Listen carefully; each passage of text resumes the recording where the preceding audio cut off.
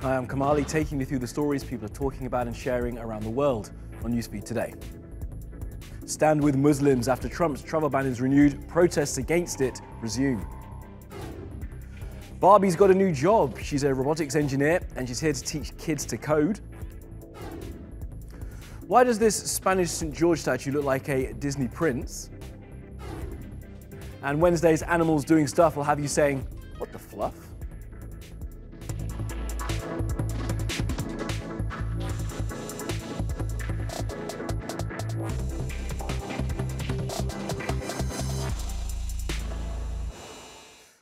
All right, top of our newsfeed, hashtag Stand With Muslims. This after the Supreme Court of the United States upheld the Trump administration's third attempt at bringing in a ban on travel from a number of Muslim-majority nations. Now, pretty much as soon as that news broke, people took to the streets in protest and, of course, shared their anger online. These are some of the reactions on Twitter under the hashtags No Muslim Ban Ever and Stand With Muslims. Well, this one says, immigrant communities are under attack. Our loved ones are being ripped away from us. This is why we will keep fighting no matter what the court rules. And this one reads, over my shoulder is the Statue of Liberty, and she should remind us where we came from and how we got here and how we were invited to stay here. And while the Trump government continues to deny that this is a Muslim ban because it includes Venezuela and North Korea, there's no hiding the fact it was always Donald Trump's intention to stop Muslims from getting into the United States. Remember this? Donald J. Trump is calling for a total and complete shutdown of Muslims entering the United States until our country's representatives can figure out what the hell is going on. Yeah, those were his words, and this is the mess he wanted. Now, all of this as the policy of separating children from their parents on the US southern border is threatened by the courts. Now, after Trump signed an executive order to stop his own policy, a federal court judge has now said that families must be reunited within 30 days. Tamina looks at how we got to this point. US migration policy has been on a head-spinning ride. Border officials have now suspended handing over migrant families to prosecutors, just days after the US president signed an executive order to halt the separation of children from families. The administration had separated over 2,300 children held in centres compared to prison camps. Donald Trump faced outrage but resisted the pressure until he could no more. But his personal views seem unchanged. Because if you don't have borders, you don't have a country. You don't have a... But why were these kids locked up in the first place? US Attorney General Jeff Sessions announced the zero-tolerance approach to immigration in April this year. I have put in place a zero-tolerance policy for illegal entry on our southwest border. If you cross the border unlawfully, then we will prosecute you. Before this policy change, anyone attempting an unauthorised border crossing was processed, detained and sent back home. The new policy applied to all adults. But the Justice Department can't prosecute children. Since they aren't allowed in federal jail, they had to be separated from their parents. But why did the Trump administration back zero tolerance? It was an attempt to deter migrants from illegally entering the US. The administration says that if people want to migrate into the country, they can seek legal asylum. Trump said he was just following the policies introduced by his predecessors. In 2005, George Bush ordered the prosecution of all unauthorised migrants, but made exceptions for adults travelling with children. We're going to get control of our borders. We're going to make this country safer for all our citizens. During his time, mass trials were held and detainees were deported quickly. That continued under President Obama. But in 2014, there was an influx of people from Central America who were trying to cross into the US. We now have an actual humanitarian crisis on the border that only underscores the need to drop the politics and fix our immigration system once and for all. Obama opened new detention facilities designed to hold women and their children in administrative custody, not criminal. However, he was criticised after images like these went public. Even then, children were behind fences and sleeping in makeshift conditions. But Trump pushed the policy further. He's compared immigration to invasion and caused further chaos by saying immigrants should be sent back without a trial and court cases.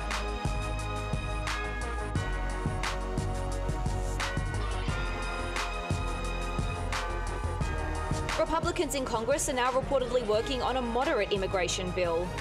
But Donald Trump has said they should stop wasting their time. All right, let's round off this Trump segment with a lull. Three of the biggest talk show hosts in the United States got together to clap back after Trump gave them some crap on Twitter. Did you see Trump's rally last night? Nope. Me either. Heard he said some pretty bad stuff about us. Really? That doesn't sound like him. I heard he said we're all no talent, low life, lost souls. Well, that's not right. That's Conan. Hold on, I'll get him. Oh, hey guys, what's up? We were just talking about what President Trump said last night. President who? Trump. Donald Trump. The real estate guy who sells steaks? He's president? Yeah. All right, let's take a look at what else is trending on social media. Now, this is the moment when the American political newcomer Alexandria OcasioCortez found out that she'd pulled off a massive upset in the New York congressional primary, beating a guy who's been in the House of Representatives for 10 terms.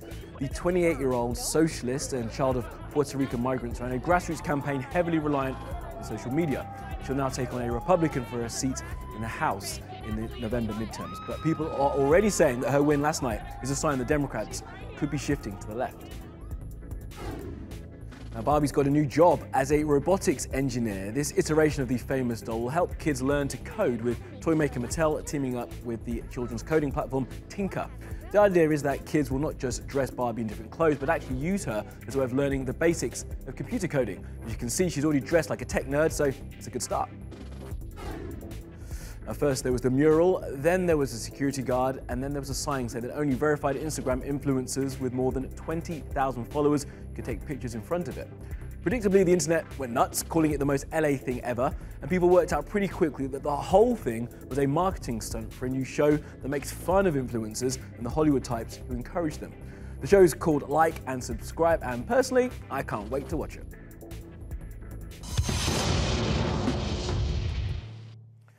All right, to Nigeria now, a country where religion and faith are a huge part of life, and a country that's split between a Muslim north and a Christian south.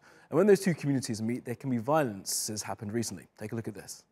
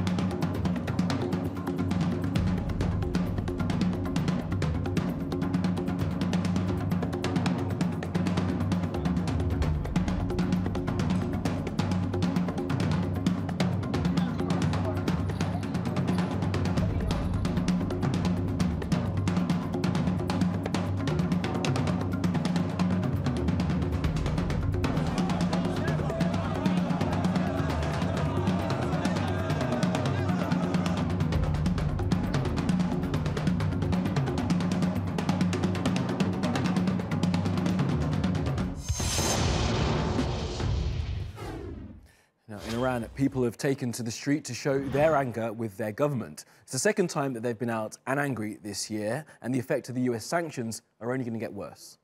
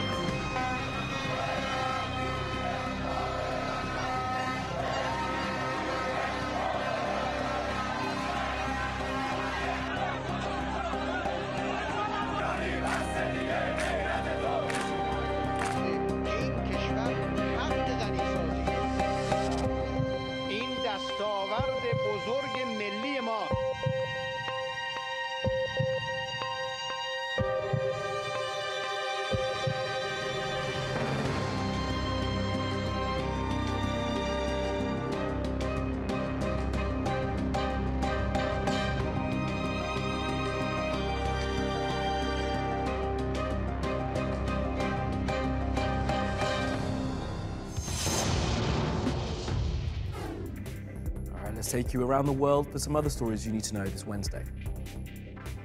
A big win for the Justice for Noura campaign. Noura Hussein, the 19-year-old Sudanese woman who was sentenced to death for murdering her husband, has had her death penalty overturned and instead been sentenced to 5 years in prison.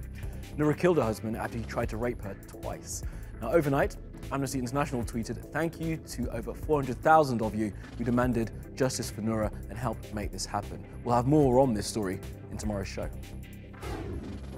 A human rights lawyer in Thailand has been jailed for 16 months for sedition over a Facebook post.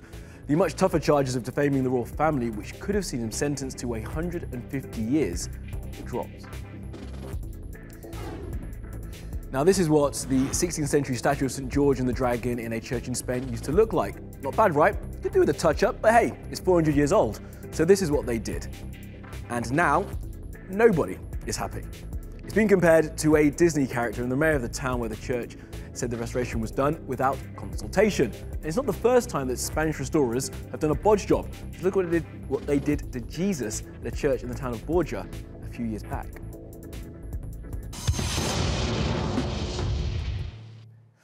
Now, men's fashion, as you can tell, I'm a big fan of it. And I'm not alone, so you can stop laughing at me for having a bigger wardrobe than my wife. Then he explains why. Once upon a time, it was the subject of ridicule. There it is. But now men's fashion is having a moment. Men's category, men's business has exploded in the last 5 years. In 2017, British men outspent women on fashion. And growth in the menswear sector is expected to outpace women's over the next 2 years. For so long, men were so limited in the options they could buy. It was a jacket, it was a suit, it was a shirt, it was a tie, it was a pair of jeans, it was 3 or 4 pairs of shoes. Now all of a sudden, there's a wardrobe for them to look at. So what's brought on the boom? Je pense que les hommes font de plus en plus, prennent soin d'eux. Ils font attention, pas que au niveau de la mode du vêtement, mais aussi tout ce qui est cosmétique, soins du corps. Certains hommes vont se faire des manicures. Et voilà, l'homme aujourd'hui prend soin de son corps et soin de son look aussi. Today, street style blogs feature as many men as they do women. And musicians, sports stars and fashion influencers show off their style to their millions of followers on Instagram. Bien sûr, parce que maintenant, avec tout ce qui est réseaux sociaux, les sites comme Instagram, tout ça, donc l'apparence est de plus en plus... voilà, on s'arrête beaucoup à ça et il y a aussi on va également se concentrer par rapport aux sportifs, on va regarder un footballeur, tel footballeur a mis ça. Je pense que ça a démarré depuis l'ère de Beckham, quoi. Beckham, ça a commencé il y a peut-être 7 ans, 8 ans. Depuis 7 ans, 8 ans, c'est important, l'apparence masculine. Hip-hop has had a lot to do with it. It was only 4 years ago Kanye West felt he was shut out of the fashion business. I'm not dissing Louis Vuitton, I'm not dissing the Gucci Coke. I'm just saying, don't discriminate against me because I'm a black man or because I'm a celebrity. Now he's one of the industry's biggest influencers. Last week, one of his best mates, DJ turned designer Virgil Abloh, debuted his first menswear collection for Louis Vuitton.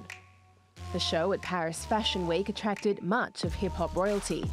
And Kanye is having the last laugh. His own label Yeezy is so popular, it often sells out before it's even hit the shelves. And in Wednesday's Animals Doing Stuff, we have a bunch of dogs confused by their owners doing a David Copperfield. It's trending as the What the Fluff Challenge. Enjoy.